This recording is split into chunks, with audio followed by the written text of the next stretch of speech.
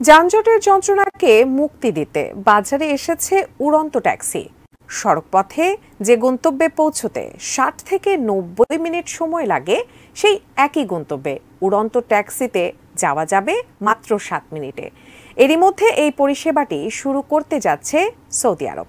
চলতি হজ মৌসুমেই যাত্রীদের জন্য উড়ন্ত ট্যাক্সি ও ড্রোনের পরীক্ষামূলক ব্যবহার শুরু করবে দেশটি, এমনটাই জানিয়েছেন দেশটির পরিবহন মন্ত্রী সালেহ আল জাসের। তবে সবার কৌতূহল, ঠিক কেমন হতে যাচ্ছে এই পরিষেবাটি, আর উড়ন্ত ট্যাক্সিতে উঠতে কত টাকাই বা গুনতে হবে হাজিদের, জানাচ্ছেন সহকর্মী এসআই রাজ।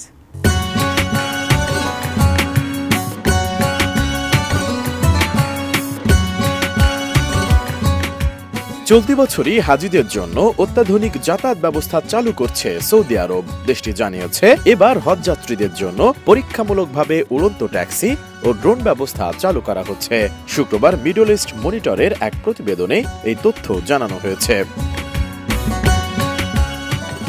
সৌদি আরবের পরিবহন ও লজিস্টিক মন্ত্রী সালেহ আল জাসের জানিয়েছেন, এবছর হজ যাত্রীদের জন্য পরীক্ষামূলকভাবে এই উড়ন্ত ট্যাক্সি এবং ড্রোন ব্যবহার করা হবে। উড়ন্ত ট্যাক্সি ও ড্রোনগুলো তৈরির জন্য বিভিন্ন পরিবহন সংস্থাগুলোর মধ্যে বেশ প্রতিযোগিতা চলছে। দিন দিন এই ক্ষেত্রটি বেশ জনপ্রিয় হয়ে উঠছে। পরিবহন মন্ত্রী সালেহ আবু জাসের বলেন, সৌদি আরব এমন আধুনিক পরিষেবা ব্যবহারের ক্ষেত্রে সম্মুখ সারির দেশ হতে প্রতিশ্রুতিবদ্ধ।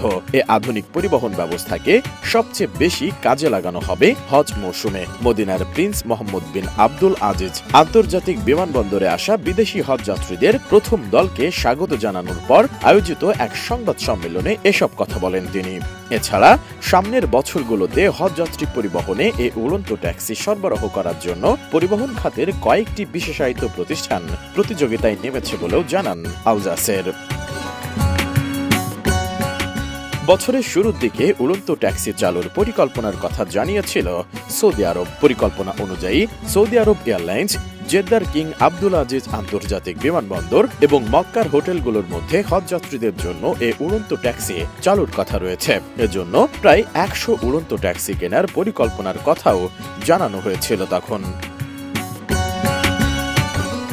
এর আগে সৌদি আরবের হজ ও ওমরা মন্ত্রণালয় জানিয়েছে, বৈধ হজ যাত্রীদের চিহ্নিত করতে এবারের হজ মৌসুমে প্রত্যেককে আলাদা করে একটি ডিজিটাল ট্যাগ দেওয়া হবে। তাদের উদ্দেশ্য কোনোভাবেই যেন নিবন্ধন ছাড়া অবৈধভাবে কেউ হজ করতে না পারে। সম্প্রতি সৌদি আরবের হজ বিষয়ক মন্ত্রী জানান, ইন্দোনেশিয়ায় বৈধ হজ যাত্রীদের জন্য একটি করে ডিজিটাল নুসুক কার্ড দেওয়ার প্রকল্প শুরু হয়েছে। এই কার্ডগুলো ইন্দোনেশিয়া থেকে সৌদি আরবে যাওয়া হজ যাত্রীদের দেওয়া হবে। ডিজিটাল এই নুসুক কার্ডে সংশ্লিষ্ট হজ যাত্রীর প্রয়োজনীয় সব তথ্য মজুদ থাকবে এবং হজের জন্য পবিত্র কাবা প্রাঙ্গণে প্রবেশ করতে চাইলে এই ডিজিটাল কার্ড অবশ্যই প্রদর্শন করতে হবে। এছাড়া হজের অন্যান্য আনুষ্ঠানিকতা পালনেও বিভিন্ন জায়গায় এই ডিজিটাল কার্ড দেখাতে হবে। এসআই রাজ, এটিএন নিউজ।